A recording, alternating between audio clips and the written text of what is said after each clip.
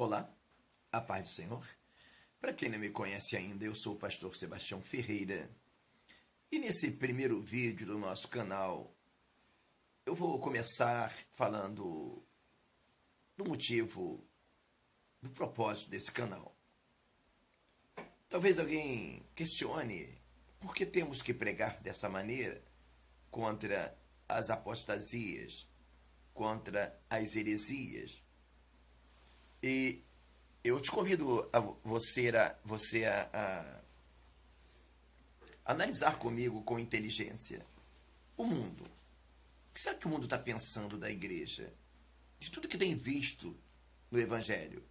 Porque a igreja tem se tornado um objeto de escárnio. É necessário que alguém se levante nessa geração para dizer: eles não nos representam. Para dizer que o Evangelho não é isso. Mesmo que isso custe dificuldade, perseguições e coisas semelhantes. Existem também os desviados, desigrejados, pessoas que entraram em 3, 4 igrejas e acharam que tudo aquilo que ela viu representa o Evangelho. Observe no livro de Atos, no capítulo 20, versículo 28 e versículo 29, ele diz assim: eu sei que depois da minha partida entrarão no meio de vós lobos cruéis. E fala que falarão coisas perversas para atrair após seus discípulos. O Evangelho foi infiltrado. O diabo viu que não conseguiria vencer a igreja pelo lado de fora e se infiltrou nela. Às vezes até com uma imagem de querer ajudar a igreja e transformou nela o que está acontecendo. O outro caso são os novos crentes. Quem entrou no Evangelho há coisa de 20 anos para cá, talvez pense que o Evangelho é isso que ele conheceu. Não sabe como era antigamente. Talvez vai pensar até que é mentira quando alguém fala que os empresários e comerciantes queriam abrir crédito para os crentes por causa da imagem de bons pagadores, de ética que tinha a igreja. E hoje, você há de convir que não tem. Os novos crentes talvez não saibam que antigamente não era normal ver tanto casamento de crente destruído, filho de crente em prisões. Talvez novos crentes não saibam que no passado nunca se ouviu falar de um crente se suicidar. Hoje, inúmeros casos se ouvem dizer de pastores que se suicidaram. Então você há de convir que o cenário da igreja é caótico e que não podemos ficar de braços cruzados. Eu tive o prazer de nascer no Evangelho e eu me sinto incomodado a fazer algo. Eu não posso cruzar os braços enquanto eu vejo a igreja ser escarnecida, pessoas serem roubadas, vilipendiadas, ultrajadas em lugares com o nome de igreja, e não fazer a minha parte. Talvez eu pudesse até pensar, mas eu sou um só. Aí, se 10 pensar que é um só, se 20, se 100 pensar, se 200, são 200 a menos. Vale mais um profeta tocando a trombeta e avisando do perigo do que 1000 profetas, 1000 atalaias dormindo e achando que é ele só. É necessário que se faça alguma coisa. A minha preocupação é porque eu sei da responsabilidade que está sobre os meus ombros. Porque Jesus disse: ai de vós, muitos de vós não queiram ser mestres, porque receberão o mais duro juízo.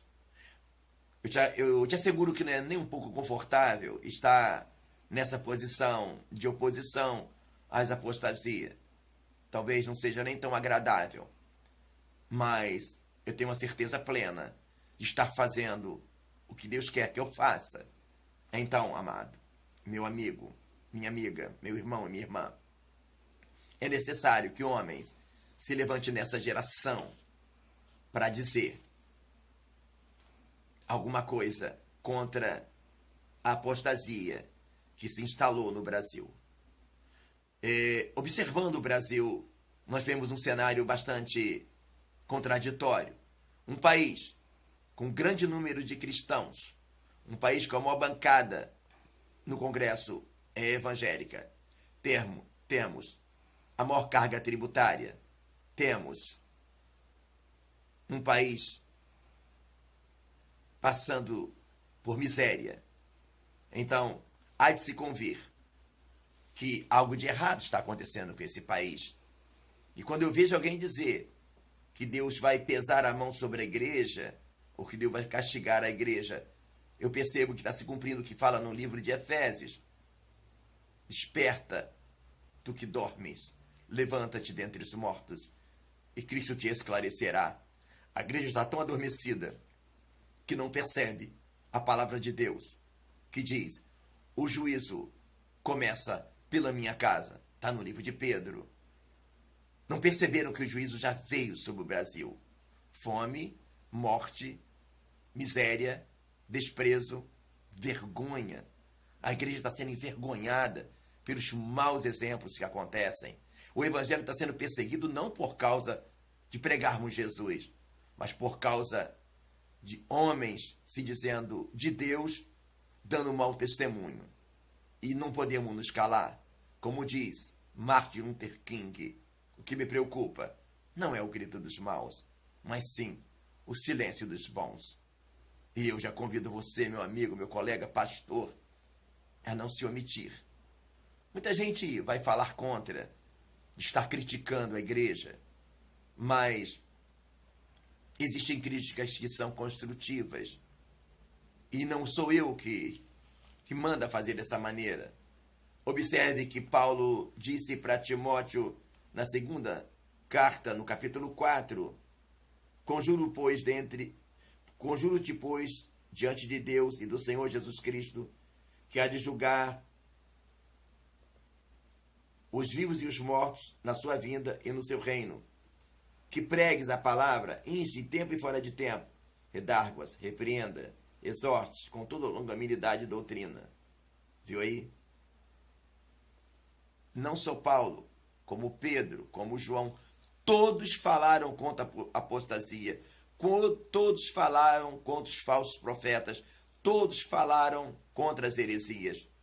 E nós temos que seguir. Jesus pregou contra os falsos mestres.